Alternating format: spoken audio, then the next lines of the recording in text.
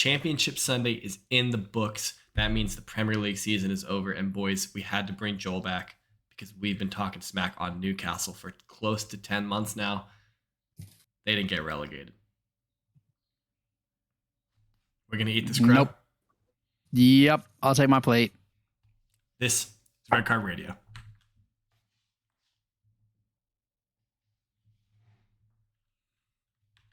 Good morning, good evening, good afternoon, whenever you're listening. Thanks for tuning in. Red Card Radio is a weekly look at the Premier League, normally from three friends who support different clubs. Tonight it's four friends who support different clubs. My name is James. I support Arsenal. With me tonight is Brad. He supports Chelsea. That's Sean. He supports Tottenham Hotspurs. And everyone, big round of applause, welcoming back Joel. He's down there. He supports Newcastle. Joel, welcome back. Thank you for joining us tonight. Thank you, boys. It's a pleasure to be back, and I'm looking forward to enjoying defending Newcastle once again. Not that they need defending anymore. We're staying up in style. So yeah, I mean, glad to be back. I might be the one that needs some defending after Arsenal didn't show up against Newcastle about a week and a half ago. So that's right. But if you're tuning in for the first time, we really appreciate it. If you could hit that subscribe button, hit the like button, follow us, hit the sub notification bell on YouTube if that's where you're listening. Rate us 5-star on Apple Podcasts if that's where you're listening. All those things really help us. We've been doing this for about a year and a half now, I guess. And yeah, sounds about right. Definitely want to keep reaching new and more people. Big shout out to Nick, Jimmy. You sent Nick onto the podcast. We really appreciate that. And so we'll be hearing from Nick here in a minute when we talk about these comments. But if you could do all those things, we'd really appreciate it because you wouldn't want anything to happen. Right, Sean? Yeah. What might happen, you're going to want to like, subscribe, rate, and review 5-star, because if not, what might befall of you is one of your favorite players on your favorite team might score a goal or two to take the sole possession of Golden Boot, only 2 minutes later have the second place scorer to tie it, to not have sole possession of Golden Boot and have to share it. Yeah, that was frustrating. And of course, where I was watching, those TVs were side by side, so I got to watch not just minutes later. It couldn't have been more than 10 minutes later. Salah scored. And I was like, all right, so that's enough. No more. Oh, well, I mean, I don't really have anything witty to say about Tottenham.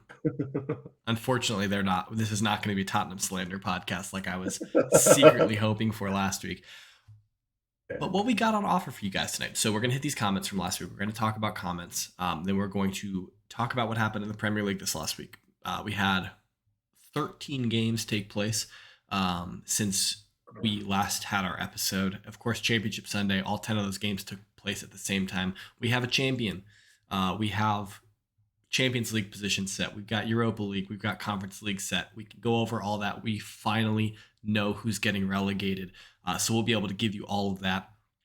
And then I guess like the only thing left to preview at this point for next week is the Champions League final that comes up this Saturday on May 28th. So we'll have a little bit of the conversation about that before we're out of here tonight. I would say I think this is going to be a short podcast, but I say that every time and then it's always the same length. So I'm not going to say that, even though I just said that. But yeah, let's. You guys want to get into these comments? Let's do it. All right. Let's do it. Starting off, first, big shout out to Jimmy wearing the Red Card Radio hat around as he's traveling. Ran into someone of a football supporter down in Florida where he was, and this is Nick. He hit us up on YouTube.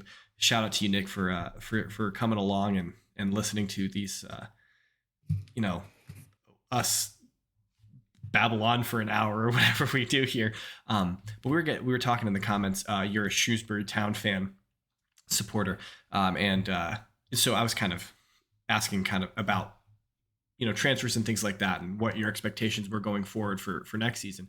And you responded that it's definitely different in the lower leagues, mainly free transfers. We've already made one very decent signing, a lad called Jordan Shipley, a playmaker that'll be involved in a fair few goals. We just need more strength and depth, and we should be in a shout for the top half finish. Hopefully, a promotion push. It's very hard in League One as there are some massive teams, plenty of ex-Premiership teams. So if we do give it a go next season, we'll be punching above our weight. The lower league has very high standards of football, definitely worth looking at. Many say the championship is one of the most competitive leagues in Europe. So, Joel, I saw you shaking your head many times, as are you are certainly more in tune with the championship because you did have you had season tickets at Reading, right? For That's correct. for many seasons. So That's right. Yeah, 9 years. It's 3 of the years were Reading in the Premier League, but so 6 of them all in the Championship. So I've watched way more Championship games than I have Premier League live. Anyway, so That's all.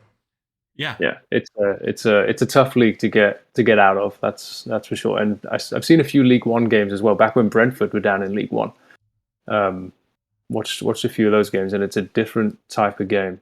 But it's very enjoyable to watch. So I wonder about these these ex Premier League teams that have fallen from grace that are down there, doing whatever they're doing down there. Do they still carry like the same amount of like weight, like they because clearly they don't have as much money as they did when they're in the Premier League, so they can't throw around their money as much in the lower divisions. But like a team like Sunderland, they just got promoted back to the Championship. They were in League One last season. Just a few years ago, Sunderland were in the Premier League, right? So like we're a big team in the Premier League too. Yeah. So like they're not minnows. They were, I remember when I started watching football in the mid thousands, I feel like they were kind of like a mid-table team in the Premier League. So I wonder. I would imagine that they clearly are still a bit of a force to be reckoned with, but if you're falling all the way to League One, you clearly had some major issues happen at your club. I think they were an administration club, correct, Joel? I don't think so. Sunderland just fell from grace. No. Sunderland just they got relegated from the Premier League to the Championship, and that next season they got relegated to League One. They just fell apart.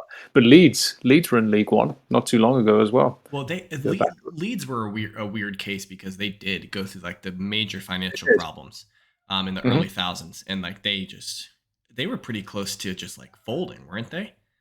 In terms of just like, I don't know if they got that far in the table, like in order to like not be in the pyramid anymore, but like they were in dire straits for a while there.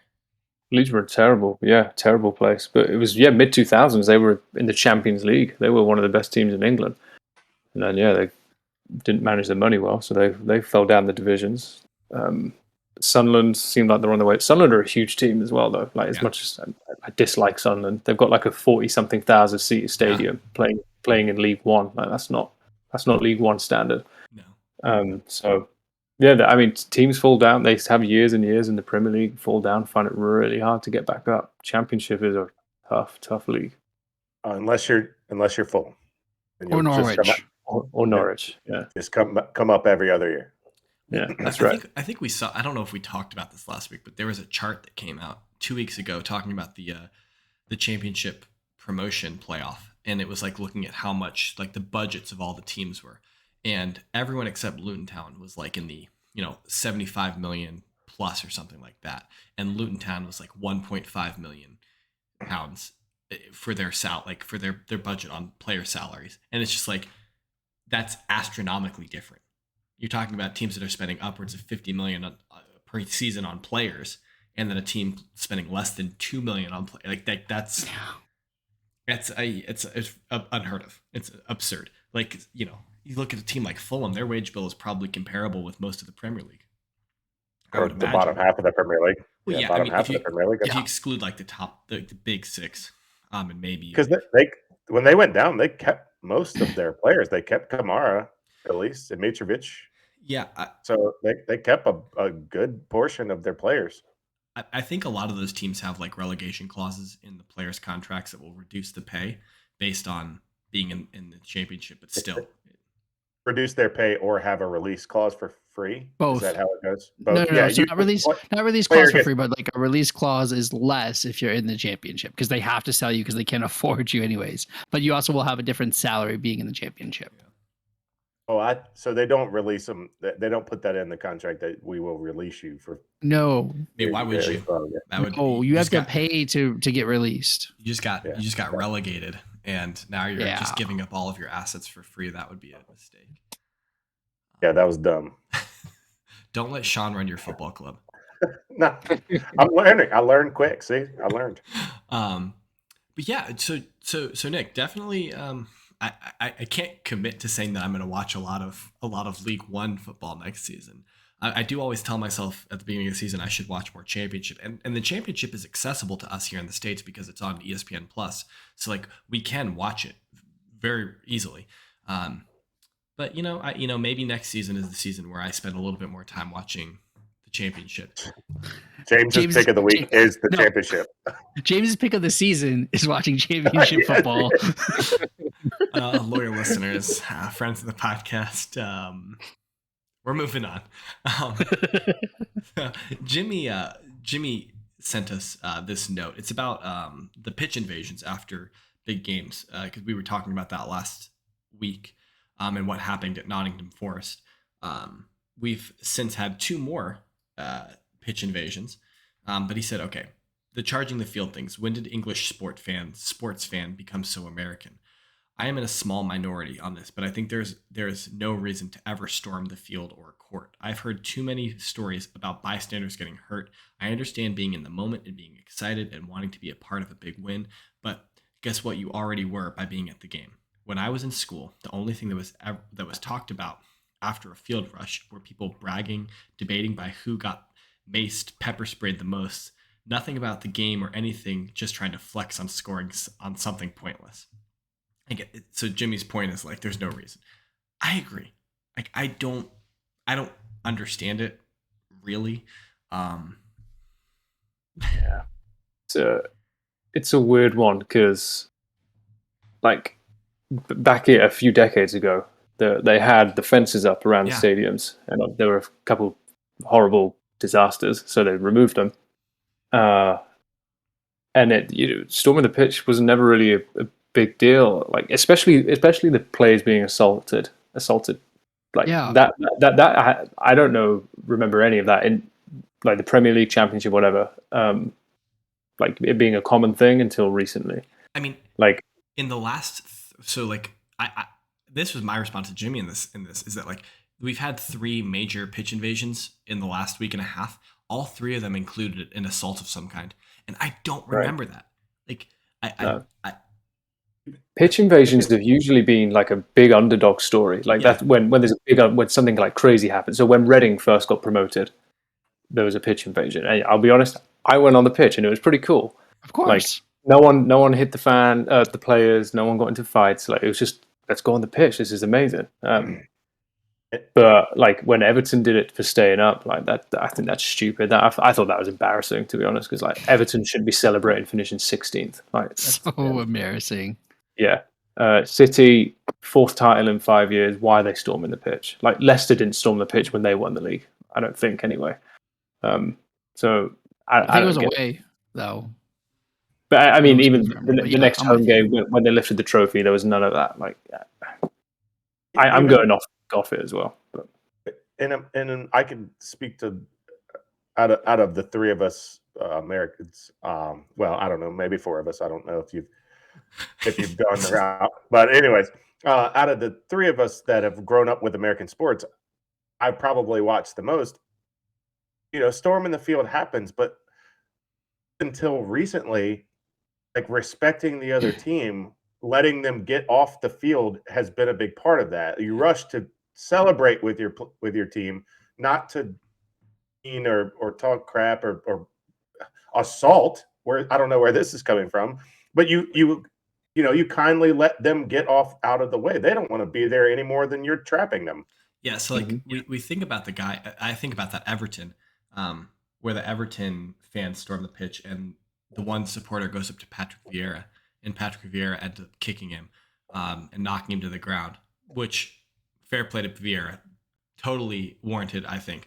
But then like this dude releases his TikTok video or his Instagram video or whatever it is, and you can see that he has his phone out. He's recording. He's quite obviously, like, his plan is to run at Vieira, talk smack, flip him off right in his face, tell him he's shit, whatever he's doing. Like that was his goal with this. And so like, is it just like the internet points that people can score, like the clout that you can get online Yeah, probably. It probably makes a big difference because, like in 2006, when I went on the pitch for Reading, there was none of that. It was just going up and picking out a piece of grass to keep. Like it was like that was literally it. You went on to make a cool memory. You weren't going on trying to get in the manager's face. Right? I think that was my point with one of my texts was I think it has a place in the game of that of dad helping a kid onto the field, and then the kid gets that moment of being on the field in a relatively controlled environment, as long as we're not all being crazy, of that moment. And now that kid's an whoever fan for the rest of their life, because they remember the one time when they were 5 and they were on the pitch and they were this close to their favorite player and this, that, and the other. But it can't be this, or it's going to ruin it for everybody. And then that's just not going to be allowed. Now you're going to have guards all the way around the stadium, and you're just guys like the guy that went up to Patrick Vieira are going to be the reason why you're not allowed to do that anymore. Well, and even more so, the guy at Nottingham Forest who tackled Chuck the guy. the multiple Villa fans that ran past Olsen and like pushed him and hit him. City fans, you mean? City. What did I say? Said Villa fans. The City fans that came and hit Villa's goalie. It just ran up to him. Yeah. Why? If I'm not mistaken, didn't Pep say before the game, like, you can be excited if we win the league, but please don't do this. Like, I might be mistaken, but I'm pretty sure that Pep addressed like pitch invasions and like don't do it. But like, to your point, Joel, like it's not like this is out of the ordinary for City. Like fourth Premier League in 5 years. Like they shouldn't be doing it. If the first time they won it, which was 2012, like I understood because like their first title in decades, they beat Man United on the final day in the last minute. I get it. Yeah. But fourth in 5 years, like come on. A way to stop it would be that the Premier League to say, right, fine, the next 10 games are behind closed doors. Like I don't know, something like that. Yeah. I mean, that would stop fans. Well, that would empower the clubs to do something, and it would also probably empower the fans to like group think like, hey, don't do this. Like, we can't go on the pitch, because I mean, like, there might be some people that are just like, well, screw it, I don't care. Like, I want to experience this, and maybe they do storm the pitch. But yeah, it's a bad position. Doesn't need to be happening. Certainly, no one needs to be getting attacked. Will wanted to give you a compliment, Brad. Oh wow, that's a first. Shout out to your haircut from last week, man. Ooh, it was looking real fresh last week. Thank you. It's messed up tonight, so that's why the hat's back. Rico Suave. Sean, Will wanted to talk smack to you. He said MLS is the only league. All right. MLS is the only league worse than Serie A. Sean apparently has heard the Chiellini to LAFC rumors, and he is on Team James that Spurs draws Italian teams in the Champions League. Spurs going into the San Siro or the Juventus Stadium would be pretty entertaining. It's 100% what's going to happen. We're going to draw one of those top Italian teams. I can guarantee it. So I have decided a new perfect scenario here. My old perfect scenario was that I thought that Ibrahimovic should retire because he said that he would retire once Milan won something. Milan won the Scudetto. I now want Ibrahimovic to not retire and to draw. I want Milan to draw Spurs in the Champions League, and for Zlatan to score a hat-trick of penalties against Hugo Lloris, because apparently Zlatan Ibrahimovic cannot take penalties. That is all right. This is getting butchered. Okay, that is not what I said. You said you're stopping one. You said you're stopping one. I said he wouldn't score one because on me he's going to get cheeky and try some bullshit and miss the goal. Not on a professional goalkeeper in the Champions League. You know, Zlatan is 10 out of 10 are going in the upper right-hand corner, and he's telling you before he's kicking it, I'm putting in the upper right-hand corner every time. And he's going to be like, stand there, and he's just going to kick it past you. That's exactly he's aiming for your head every time, and is still going in the net every time. Yeah, this is madness, Sean. Oh, this is my new perfect scenario. Oh, what probably will happen is that, and they win the group, and we finish second to get promoted, and then we draw Juventus In the round of 16. in the round of 16. Yeah, And they that's get- probably get banged I was out. gonna say whoever. Inter, maybe. I don't know who finished second. Inter finished Inter. second. Yeah. I We was gonna draw say- Inter in the round of 16. whatever Italian team it is has to be in the group stage because Spurs don't make it out the group. We've made it out of the group like the last 3 times we've been in the Champions League. Right? What are you talking about? the 3 times. We got ousted by Dortmund twice, and then the final. You're talking about so you've lost to Dortmund in the knockout stages twice. In the knockout, and then the final. Got it. Yeah, well, I can't wait. I'm looking forward to that Champions League draw. Ever so much now. Ready for it. Well, as long as Brad, as long as it gives you a reason to look forward to the Champions League draw. Yep. I knew saying that. I knew bringing up the Champions League was dangerous for me. It's landmines. I know it. I understand, but it's okay because got to do it. Can't be afraid of the landmines. I was teed up. Yeah. So those are the comments from last week. Really appreciate all those comments. We look forward to talking about those every week. Get a good kick out of them. Please keep them coming. Let's talk about the Premier League. We should start, I think, by looking at the league table. Let me get that pulled up real quick.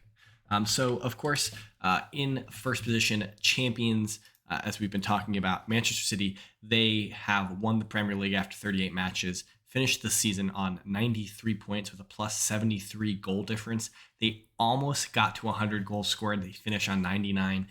So not quite to a century of goals, but quite an impressive point tally for Manchester City at 93. In second is Liverpool. They finish 1 point behind City on 92 points. In third, Chelsea finished third on 74 points. In fourth, of course, is Tottenham Hotspurs. They finish in fourth on 71 points. Missing out narrowly on the Champions League is Arsenal in fifth on 69 points. Manchester United finish in sixth on 58 points, though in no style.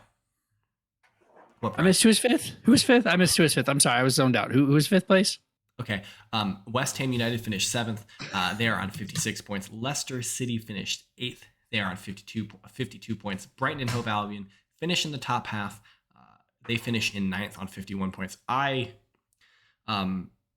had Brighton going down this year. I thought they were, I thought they were getting relegated. They did not. Speaking of that, they did not get relegated. We'll talk about we will be addressing the sheets tonight. Yes, we need to. Wolves finish in 10th, also on 51 points. Newcastle finish in a very respectable 11th on 49 points. If we think back, what were they? How many points did they have when they sacked Steve Bruce? Like 3? 4 or 5 points. It's like nothing. Winless. Yeah. Yeah. Crystal Palace finished 12th. Brentford finish 13th. I feel like that's very respectable for Brentford. Villa, huge. Villa, I think, have a disappointing season, finishing in 14th. Southampton also disappointing in 15th. Everton, of course, staved off relegation with their victory against Crystal Palace. They finish in 16th position. And then it was down to Leeds and Burnley. On the final match day, Leeds finish in 17th. They avoid relegation. Burnley, Turf Morshawn is big sad because Burnley finish in 18th. They are relegated. And of course, the already relegated teams, Watford and Norwich City, their positions do not change. Norwich City do not climb out of the basement. They finish 20th. And that is where the Premier League stands. My one major thought that I had when I was looking at this table is City are lucky to be champions because they got a very, very fortunate handball call against Everton that allowed them to beat Everton. They are 2 points greater than that they should have. So I'm saying it here. It's controversy. Liverpool should be champions. Manchester City cheated. There, I said it. That's my big takeaway from the season. Wow. Yep. Wow. It's kind of like the other big takeaway from the season is that Brentford game to open the season for Arsenal. I mean, I have those 3 points would have got you right up to 4. Would have got you slid in there, bro. I have a laundry list of disappointments for Arsenal this year, or controversies, or whatever you want to call it, that I could go over, and maybe I'll curate that list for next week, because I have a litany of things that should have gone better for Arsenal this year. And honestly, in that list, it probably, if I give Arsenal all the points that I'm disappointed that they missed out on, it would probably make them champions, just because I'm that much of a homer. But no, there's a lot of stuff out there that I could be upset about, but I'm not going to be too upset about it. So what do you guys think about this? How do you guys feel about the league table? You feel like it's fair? Well, is this probably. I think it is. Yeah. I mean, top 3 have already been decided. Were decided at the beginning of the year. It was a 3-horse race. I think we all agreed to that. Time out. I like how Brad snuck in. It's a 3-horse race in the top 3 when Chelsea finished 19 It points. was, I said. 19 points behind City for the title. I said it was a 3-point race. I see that. 19 points. Cast 19 points below, with no owner, with all the sanctions, all the injuries. This is fantastic. You guys had an owner during the most vital parts of the season, during both the transfer windows. So I don't care about this sanctions. Oh, we can't. Your players are multimillionaires. If they want to stay in a nice hotel, they can book a room for themselves. If they want to fly to Newcastle, they can buy a plane ticket. Okay, like, I don't want to hear all of this sanctions had us down crap. What other team has ever had to deal with such an issue? What other team? We're moving on. How it'll probably happen to Newcastle soon. How are Chelsea somehow a victim? Right? Yeah, right. How much? Chelsea are always the victims, Brad. It's never your fault. Never your fault. Correct. I'm glad you guys see this. Oh my gosh. But I would say, I mean, the table is almost as expected, right? Top 6 clubs are in the top 6 spots.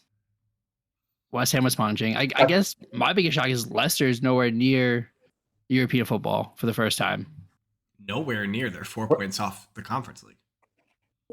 What a sentence you just put together. First of all, let's start with the beginning. Nowhere near European football. They finished 1 spot off of it. Second, they didn't finish in Europe for the first time. They won the league and were in the Champions League the next year, and then we're like in Europa like 1 or 2 times. Like, what do you mean? I said that was a shock that they are not fighting for Europa League, and they weren't fighting for Conference League. Everything was already decided before these games are kicked off for those positions. Yes, agreed. We're not getting 7th. Agreed. Your sentence said they are not in Europe for the first time. No, not fighting for Europe. Like they were not fighting for a European position. Normally they give up 4th spot, right? That's been the joke the past couple of years is they're in 4th, they blow it the last day. Like they weren't just promoted less than 10 years ago. You don't think finishing 8th is a disappointment for Leicester?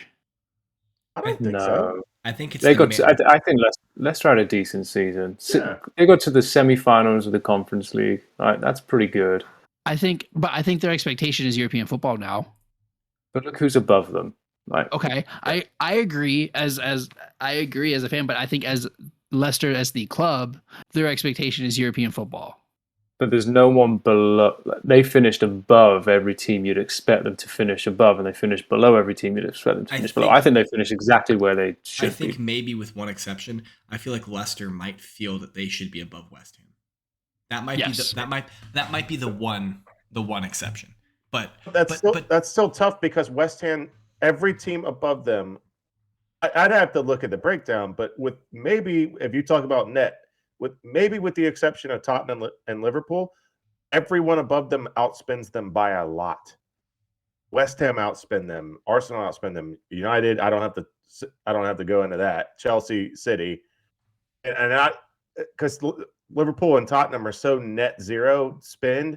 It might be close on that, That's still like you're still talking levels. Like Leicester aren't going after the players that Tottenham and Liverpool are. I mean, Tottenham's not even going after the players that Liverpool are. So Well, they did. They just failed. I think. yeah, exactly. I think to Brad's point, what you're saying is that Leicester expected to be higher this season. Correct. They Maybe expect it to be up. maybe not. I mean, I think a lot of people, there were plenty of videos circling around the Arsenal Twitter and subreddit sphere that were, of people making predictions at the beginning of the season, having Arsenal finishing like 11th.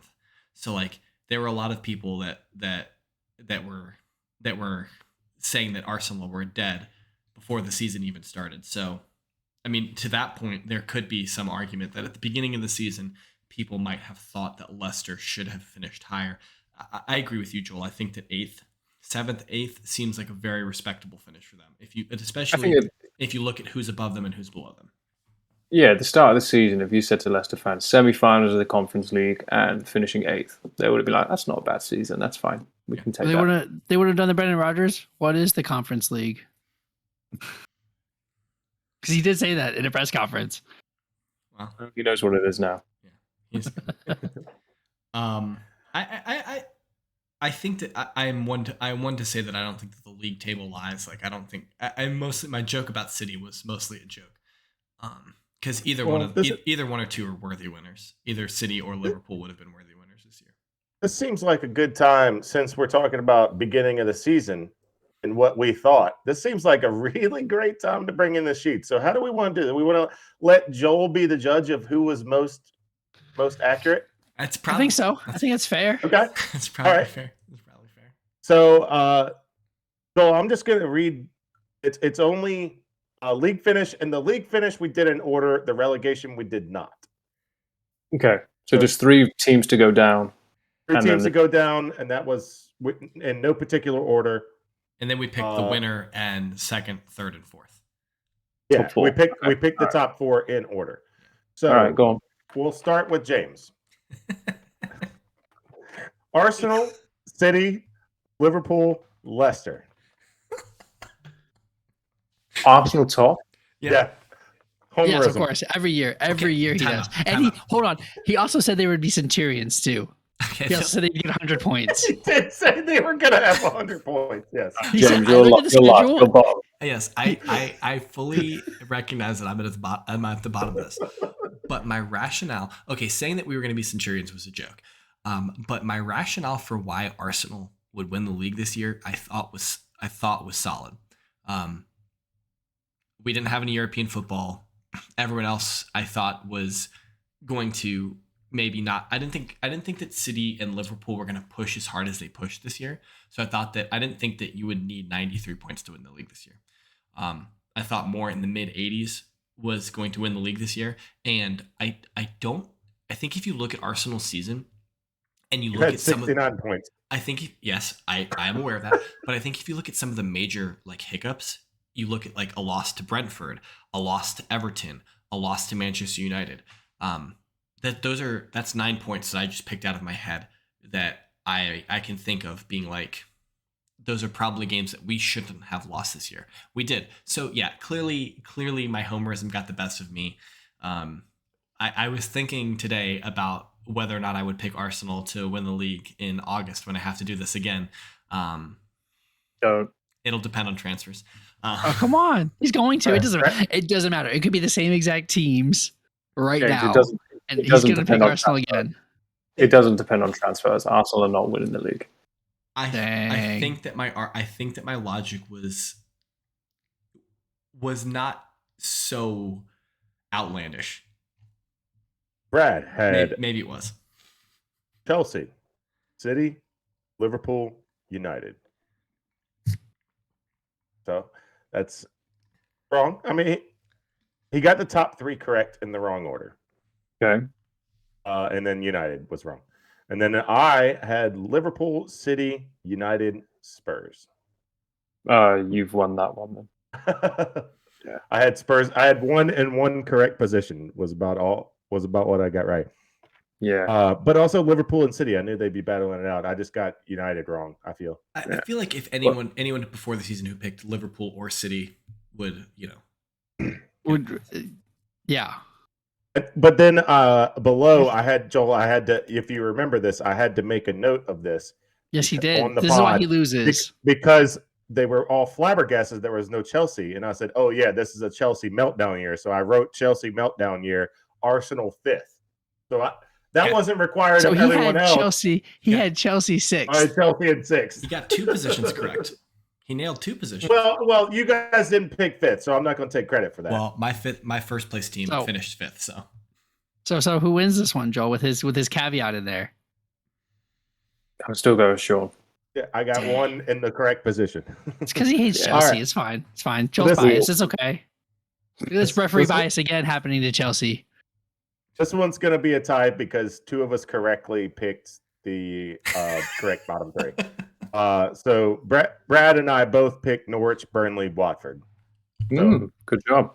we both correctly identified that. James, Brighton, Burnley, Watford. All right. Again, in my defense, Brighton. I Brighton. thought coming into the season that Brighton had punched that they had run out of punches, that they had been in the league long. If this was like their 5th consecutive season in the league, I just thought that their time was going to be up. I was not super high on Graham Potter. I thought that he was declining, I guess, as a manager. I thought that last season, not this current season, but the season before, I thought was a bit more indicative of him losing the plot a bit. And so maybe I felt like they had worn out their welcome and that they were just thought they were gonna go down. All right, and we've got Golden Boot. Yeah, I don't even remember who we picked. Oh, well, James, you should know. Mo Salah. Nailed it. Now, technically, he didn't win it by himself, so he didn't pick Mo Salah and Son. So he just picked Mo Salah. Technically not perfectly right. But Brad Lukaku and Sean Harry Kane. Brad, and to point out, Harry Kane did put in a lot of assists to the Golden Boot winner. And if I remember correctly, though, when we did these predictions, James was like, "It's probably going to be Brad." I think James was on the Lukaku train as well early on. But he still picks Salah. I still pick Salah. Yeah, just saying. Brad, that's a poor pick, Brad. It was to be fair, at the beginning of the season. No, at the beginning of the season, you're right. 100 million, whatever it was, you didn't expect him to. It was 98. It was below 100 million. Oh, it wasn't Jack Grealish. It wasn't Grealish. My pick, although being mired and made fun of in the fall of Harry Kane, you guys made fun of me having picked him to be the Golden Boot winner. Just a meager 4th with 17 goals. I mean, he turned it on at the end of the season. It was like November, and he had like 2 goals or something like that. It was. He had 1 or 2 goals in November. It was good for us to climb at that point. I'm just scrolling down trying to find Lukaku. Oh, he's not in the top 20. So. No, he's not. Mason Mount is. He doesn't have double-digit goals. That is. Don't tell me about somebody else you didn't pick. I'm looking for Lukaku. Yes, Mason Mount is the top Chelsea. 8 goals. He had 8 goals. He was 28th. Hold on, let me do quick math here. Sean math. It's not going to be right, guys. He's wrong. I'm going to use a calculator. Look, he actually has the calculator out here. Yeah, that would be you paid $12 million per goal that he scored because you paid $100 million and he got 8 goals. It's even worse. He paid £100 million, so he paid £12 million. Oh, it's even worse. It's even worse. Yeah, congratulations. Well, overall, not there's a few terrible picks, but overall, you guys did pretty well. I don't know who picked the terrible picks, man. Like, who would do that? Scrubs. Yeah, so that is the sheets. That is the sheets of integrity. I have to make sure I don't lose them next year. So Joel, you sent us an interesting message that you had collated a list of awards that you would give out for this season. You were giving out for your team for Newcastle. You were giving out player of the season, most improved season, unsung hero, signing of the season, and the goal of the season. And then for the league globally, you were looking at manager of the year, signing of the year, young player of the year, player of the year, overachieving club, underachieving club, and the flop of the year. And that's a player. So I think did the three of us did you guys make your lists as well? Yeah, yep. I am Got ready. mine set up. I am ready. I We want to let. I think we Joel wanna let goes Joel lead? first, right? We'll let Joel lead. Do we want to do this position by position? So like we all go through who all our four? player of the season, or should we? Okay, yeah, let's do think it that so. way. Well, Let's do it that way. Yeah. We can discuss. should Yeah. we? But we should do that definitely for the league. But for our teams, because like I'm not going to debate. Yeah. I'm not going to debate Joel about who the Newcastle player of the year is, right? So Yeah. let's Let's do go teams through our first. teams. So we'll let Joel go first. Joel can give us the Newcastle rundown, and then we'll let Brad do Chelsea, Sean do Spurs, and I'll do Arsenal. And then when we get to the league positions or like the global ones, we'll do it position by position. Does that sound good? Good Yeah. deal. Perfect. Joel, take it away. All right. So my Newcastle player of the season was actually the guy who was voted player of the season for Newcastle, Joel Linton. I thought he's been brilliant. Most improved, also Joel Linton. He was I agree with awful under Bruce. Yes. that. I agree with Awful, that. and now he's turned into like one of the best centre mids I've ever seen. Well, not ever seen, but very good centre mid for Newcastle. Unsung hero, Emil Kraft. I don't know if you know who he is, but he's our backup right back. When Trippier got injured, he's been amazing. Yeah. Like at right back, it's like we haven't even missed Trippier because when he got injured, we were like, shoot, this is like bad for us. But he's been really, really good at right back. Signing Bruno Guimaraes, amazing, like best centre mid. He's probably the best centre mid I've ever seen for Newcastle. Like, amazing player. And then goal of the season, also Bruno Guimaraes versus Southampton away. Don't know if you saw it. It's like a back heel volley, like this high up to roof of the net. Watch it in your own time. Amazing goal. Okay. Brad, what do you got? All right. So, player of the season, Antonio Rudiger. I agree with that. Our most improved is Mason Mount. Yeah, I could. Yeah, I agree with that. You got an awkward face there, James. Well, this is my thinking phase. My unsung hero is Thiago Silva. He's 38-year-old, awesome in defense. We didn't have any signings, so I didn't pick anybody there. It's not applicable to the Chelsea season. And goal of the season was the second. It finished second for the Premier League goal of the season was Kovacic versus Liverpool. Yeah, The, that was a very good goal. Yeah, A hop volley, yeah, fantastic. So that was a rocket. Well, I'll take it since you're still thinking, James. Thank you. Our player of the year, was Son. I think that was clear in a way. Most improved, it pained me. I gave it to Eric Dyer. He was very, very good this year, That's fair. especially under Conte. I'd agree. Unsung hero, had to give it to Davies. You take a left back in a back three, and he played 43 games this year, largely at center back. And I just, for a guy to just whatever position you want me to play, I'll figure it out. And he did great. I mean, it's fine. Like, he made his mistakes. Everybody's going to when you're not playing in your natural position. So I just thought that was our unsung. Signing in the year was Kulusevski, and goal of the year was that left foot curler into the top left corner. It was in the last few weeks. Son against Leicester. Yeah, Son against Leicester. Last few weekends of the year, or last few games of the year. Yeah. It was a beaut. Yeah, that was a really good goal. All right, so for Arsenal, player of the season, Martin Odegaard. Improved. So improved, I have a hard time because I'm stuck between like who, like, do I pick the player who I think was most improved over last season, or like it just, I want to say, part of me wants to say Granit Xhaka, and another part of me wants to say Gabby Martinelli. I picked that. I picked Dyer. Yeah, so I'm gonna go with Xhaka. I think Xhaka had a much better season this year than last year. Unsung hero is Emile Smith-Rowe. Signing of the season is Martin Odegaard, and the goal of the season was Xhaka versus United. Yeah. That was a split to me between Xhaka against Norwich or Odegaard against Norwich early in the season in September.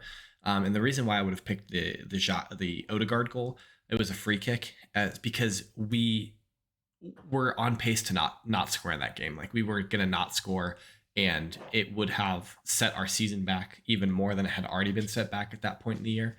And so it was a very impactful goal in that moment. It was an important goal. It was, very important goal.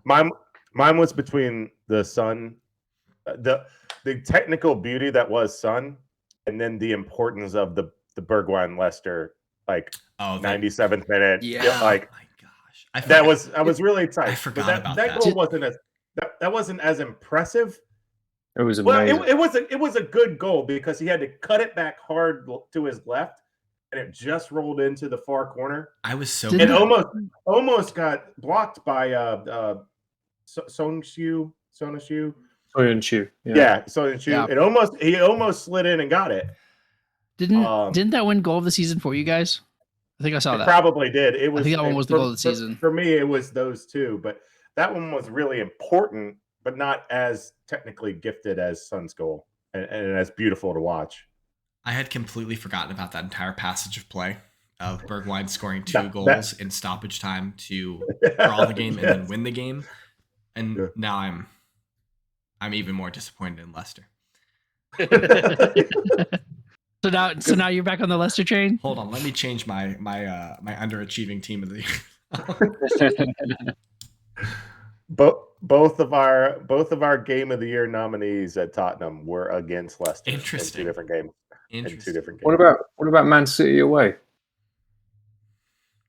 You beat City away 3-2. Kane last minute. Yeah, that was a clutch goal. Yeah. All right. A lot of good ones. Let's look at this. So we're gonna start manager of the season. We're going round robin. Round robin here. We'll start with Joel, go to Brad, Sean, and then me. Just quick clarification. Are we doing Premier League manager of the season, or just based on Premier League performance, or all the managers in the Premier League, their whole season? All the managers in the Premier League, their whole season. Okay, cool. Well, then my manager is Jurgen Klopp. Okay. Because 4 finals. Well, excuse me. Up for 4 trophies. You can't beat that. Brad says Tuchel. I mean, could change mine too. I'm not going to say Tuchel. I could say Tuchel based on that reasoning, because we did hit 4 finals and we won 2 trophies this season. Just saying, we were in 4 finals. 4 finals. He's talking Super about Cup, the Club Super World Cup.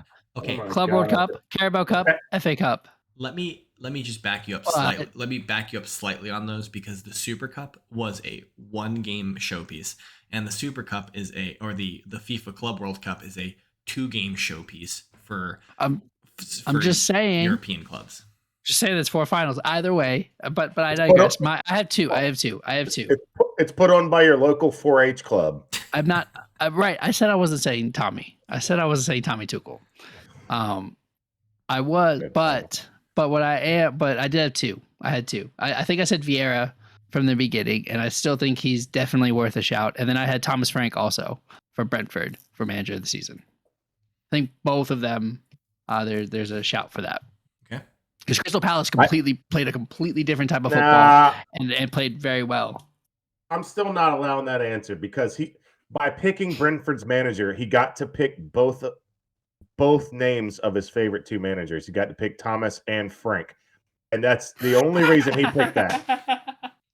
I'm on to your game. Who did you have? Wow. Who did you have, Sean? Graham Potter. I like this. All 4 of us picked different people. Graham Potter, Brighton, get them in the top half. That's big. I mean, if you were to go off of what I had predicted at the beginning of the season, I could definitely see that. My manager of the season, Eddie Howe. He was my second choice. Yeah, but I think what he was able to accomplish, I did not see it coming. I didn't. Once the Saudis bought Newcastle, and once they sacked Steve Bruce, and then they had I knew they were going to spend money in January. I thought that they would probably be safe, but they weren't just safe. Like Newcastle shot up the table. They collected a lot of points in the second half of the season. Like based on the second half of the season alone, I think we're third in the league. Exactly. Like that's phenomenal. Yeah. So and Tottenham would be second. We may be fourth. It's third or fourth. I believe the graphic I saw would I think it was Liverpool, Tottenham, Newcastle, City would have been the order if you just started in January. Yeah. So, but the reason I chose Klopp is because he took Liverpool literally as far as they can go in every single competition available. Klopp so I couldn't look past that. Klopp was my second. I was torn between Graham Potter and Conte because of coming in and riding the ship and getting Champions League. I think that there's a legitimate shot for Conte as well. Now would you guys have rated Arteta higher if Arsenal had finished fourth? No. Yeah. Yeah. Like I don't think I would have ended on it, but it would have been under consideration. Yeah, would he have been in your thought process? Yeah, absolutely. No. Okay. I would have considered him, but then ultimately ruled him out. Joel, if Arteta finished third, which was a possibility there for a while, would you have? No. Not if they were as far off. No, if Arsenal were as far off the top two as Chelsea are, then no, probably not. Okay, fair. That's fair. So I just think Arsenal had such a good opportunity this season. I agree. Like no other distractions other than the Premier League, and they just bottled it. I agree. And they had it at one point, and they bottled it. Yep. All right. Did you like? I don't know if you watch on YouTube, but did you like the bottle that I brought in for James last week? Did you like our intro? I did like that. It was funny. All right, signing of the season. Joel, who's your signing of the season? There were a few names I had actually. This was one of the hardest ones. I went with Luis Diaz for Liverpool. Okay. But Kulusevski was in there, Ericsson was in there, Bruno Guimaraes was in there, but I went Diaz. Okay, Brad. I also went Diaz. Okay. But I had one from the beginning of the season. I had Gallagher for Crystal Palace. That's a good one. I mean, no, because Diaz was signed in January. I think not just because he's Chelsea, but like he was what transformed Crystal Palace's style of play. In Brad's defense, the reason why he even thinks about Conor Gallagher is because Conor Gallagher is a Chelsea player, but it's a good thought because Gallagher had a great season with Palace. So I think it's a legitimate pick, but the only reason he thought about it was because he's a Chelsea player. Let's be honest with that. Yeah, okay. Sean, who's your signing of the year? But it wasn't because he's a Chelsea player I put him in there. Mine was Trippier. So a little bit of homerism, but he was their first signing, if I'm correct, and he got in there and started changing the locker room, I'd imagine, because they almost immediately when Trippier got there, the ship started turning, and then the other signings get in, and then it's all clicking. But I thought Trippier was the moment they started turning around. Yeah. I think we could probably rate Trippier higher if he didn't get injured, but for the simple fact that he got injured. That was the tough part. Yeah. My choice, Luis Diaz as well. I think that if you you guys thought he was that great for Liverpool, and this is the reason why. I think if you talk to Liverpool supporters before they signed Diaz, they were like, "We have no shot. We're not in a shot for the Premier League title. We're not going to win the Champions League." They were pretty down on their season. I think at that point, their second half of the season was incredibly strong. And I think that Diaz was a large part of that. And he was so inexpensive. Do you know a name we forgot? Yeah, definitely 40 mil was an awesome deal. Do you know a name we did forget? All four of us forgot? What? Jota. I think he scored 20 goals over all competitions. Diego Jota. He didn't sign this year. He's been signed for. It was last year. I'm sorry. He's been on it was 2 years. That's my fault. 3 years or something. Yep, my bad. 2 years. My bad. He's been on the team for like 3 years. Yeah, but he had 20 goals this season. Sorry, that's why it came to my mind. He could be your best player. He could be your player this season if you want, Brad. Young player of the year? Young player of the year. All right, Joel, young player of the year. I had two, Declan Rice, and I actually had Emil Smith-Rowe in there because of his start to the season, but Declan Rice is my young player of the season. Okay, Brad? Strong pick. Mason Mount. Trent. I went Trent. You guys are all wrong because it's Saka. It's definitely not Phil Foden. Like, can we all agree it's not Phil Foden? No, it's not. The only reason why it's Phil Foden is because he's the best young player on the best team. Well, I have a logic question for you. And he's English. I have a logic question for you. So, if you have 2 awards, one for Player of the Season and one for Young Player of the Season, right? Player of the Season encapsulates all the players, including the young players, right? So the young players have the ability to be, selected for the Player of the Season, right? So if you have a young player who's on the short list for Player of the Season, and then a young player who's also on that player would clearly be included in the young player of the list. By default, shouldn't they win the young player of the year? Because they've been included in the list that includes all the players, right? So you have one list that includes all the players, and then one list that's restricted by age. Who are you referring to? Saka. Saka was in the Premier League. He was listed in the short list for Player of the Season and Young Player of the Season. He didn't win it either. I think that's an Arsenal bias. I think what happened with Arsenal definitely tanked that. But I think that's because he's maybe the 3rd best player on his team. Damn. Really, I want to hear who are the 2 above. He has Martinelli above Saka. He said that last week. Yeah, Martinelli. And what? And Odegaard? I don't know. I was just throwing out a number, but I don't rate Odegaard at all. There are many games where he just disappears, and same with James, DSR. Do you not think Emil Smith-Rowe should be up there? Oh, I think Emil Smith-Rowe had a great season. He was my unsung hero for Arsenal. I thought that he had a phenomenal season. I think that his second half of the season, though he was hampered, he got COVID, and it took him a really long time to recover from COVID and actually get back to the levels that he was playing at. But no, I thought that he was great. I thought that he was so good. I did want to see situations before Partey got injured where Emil played on the left sided 8 role behind Martinelli. I would have loved to see that at some point this year. But just with injuries, it just never worked out. But no, I'm super high on Emil. I just think Declan Rice had an amazing. That's why he's mine. He did have a good year. Yeah. All right. All right. Best player of the year. Player of the season. Kevin De Bruyne. Brad. Brian. Sean. Kulusevski. Son. De Bruyne. Yeah. I think we probably should have. One of us probably should have said Salah, leading in goals and assists, but De Bruyne is clearly. I don't know. There were there were games that I was watching and Salah just doesn't show up. What game? It was the Spurs game where I'm just watching this and I'm like, where is Salah? It didn't look like he was on the pitch. So Conte masterclass right there. Yeah. Well, you can't get me to think that our left back is locking up the best winger in the world. I guess a combination of left back and Davies. I guess something was off. I'm just agreeing with James, but yeah, Conte masterclass is what I'm going to say. But I don't know what was going on there. It almost seemed like the game plan was to go to the other side. I don't know what they were doing.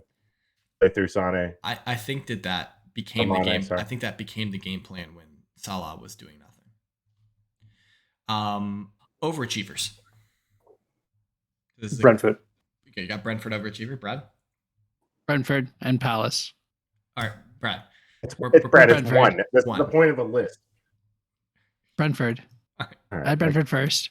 Sean. Brighton. I got Brighton. I also have Brighton. Of course, you have Brighton. I have to pick Brighton. I was relegating them, so yeah, you had to finish it in the bottom 3. So right? yeah, I have to. Underachievers. Okay, we'll talk about that. Yeah, what?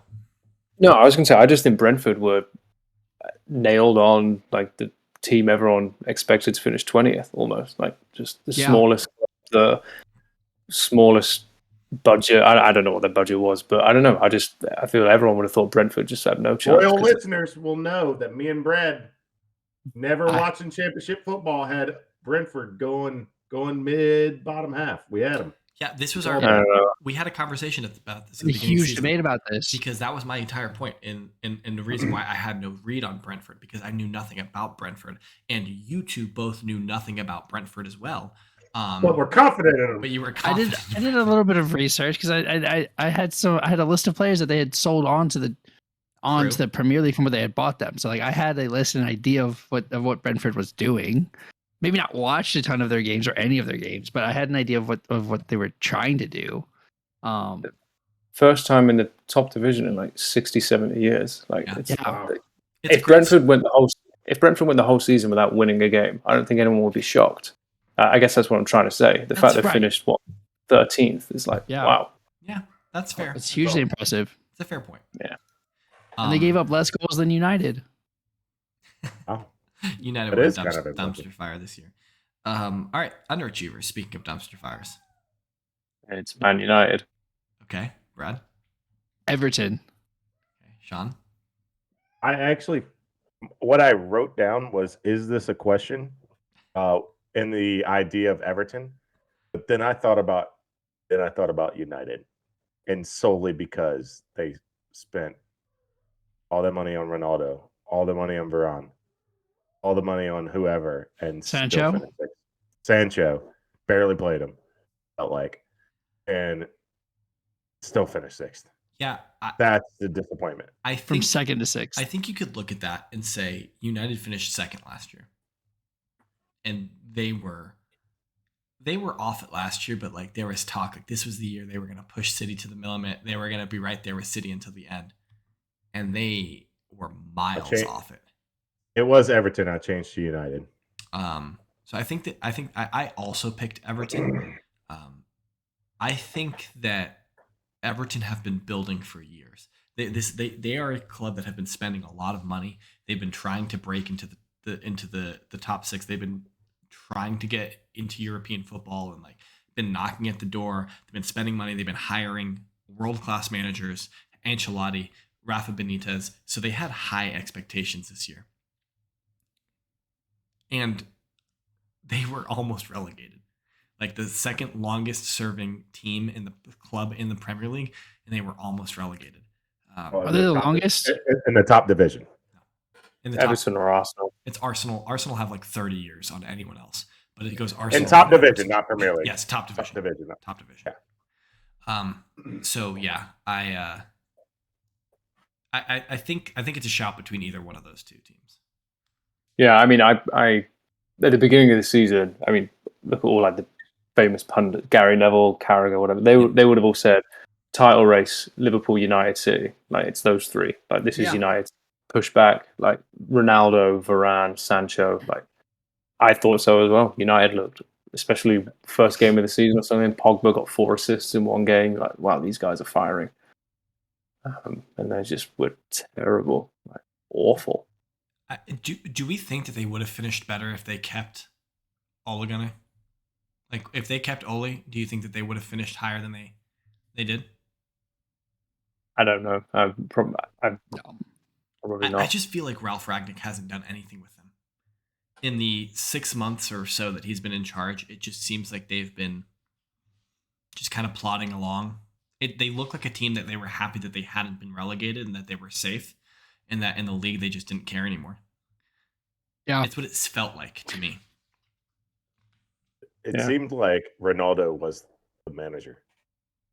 Like where he's just the on-field manager. Ragnick's not doing anything, so Ronaldo comes up with tactics, and he's probably smart enough to do it.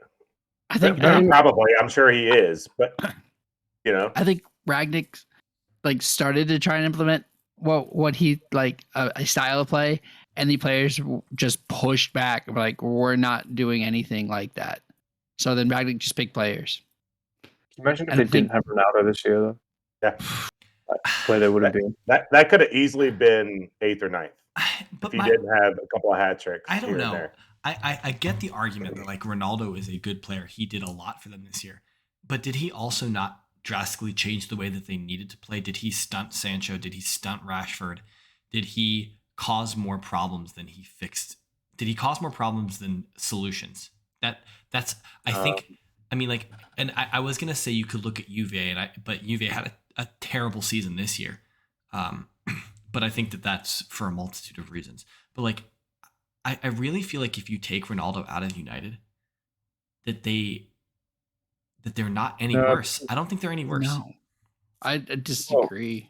Man United's how many problem. goals did he bang in? Like, so like the Chelsea United game, Chelsea are dominating. Chelsea score the goal. Yes. 2 minutes later, Ronaldo runs down, scores. Yeah.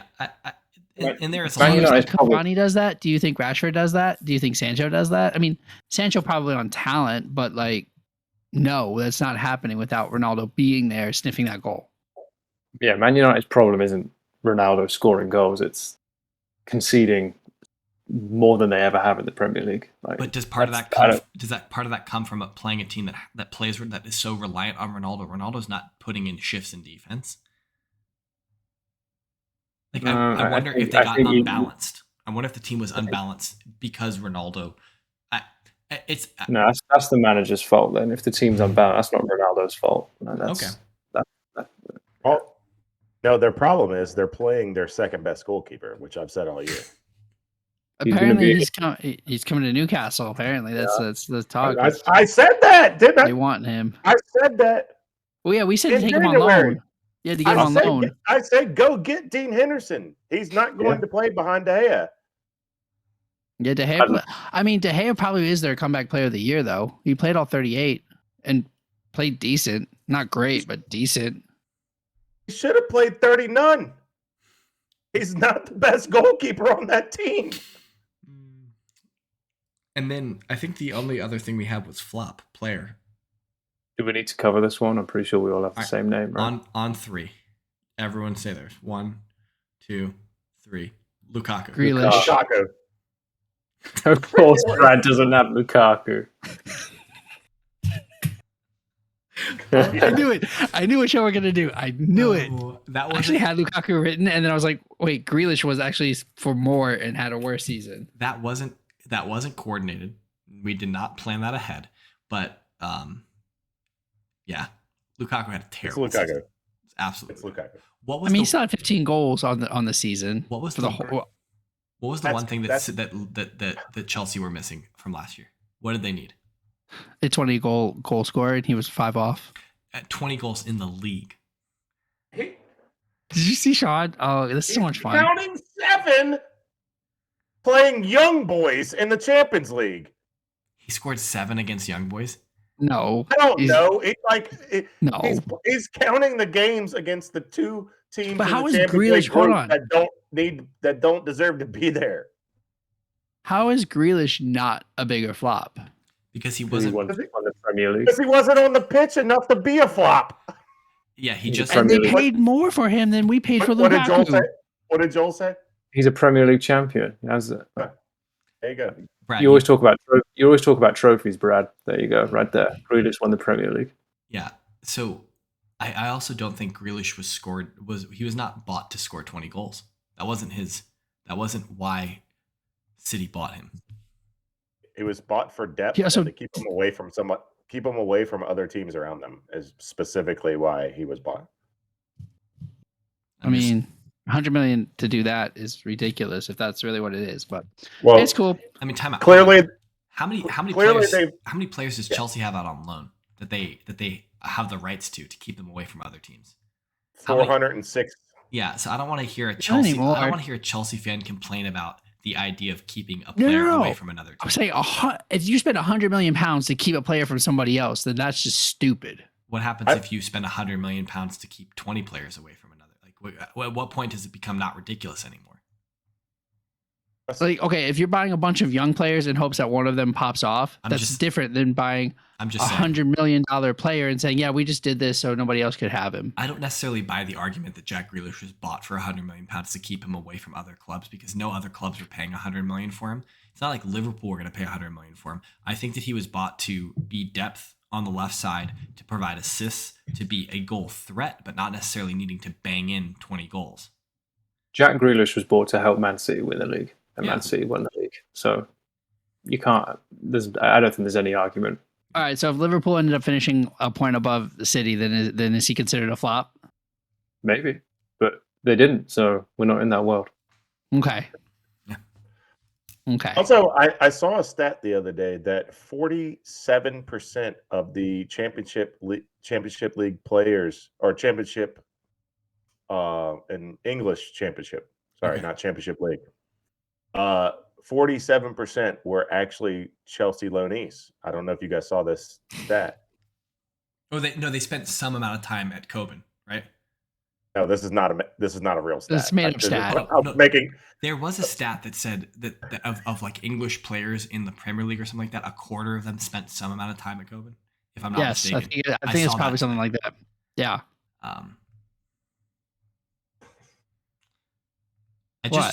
I just realized that I never went through the results in all the games. No, we didn't. And we're at the end. No, we didn't. I'm not going to do it now. If you're interested to see how a specific team did, you can Google it. The only other 2 points, and we have to get this on record. We need predictions for the Champions League final between Liverpool and Madrid. So we all need to have a prediction for that.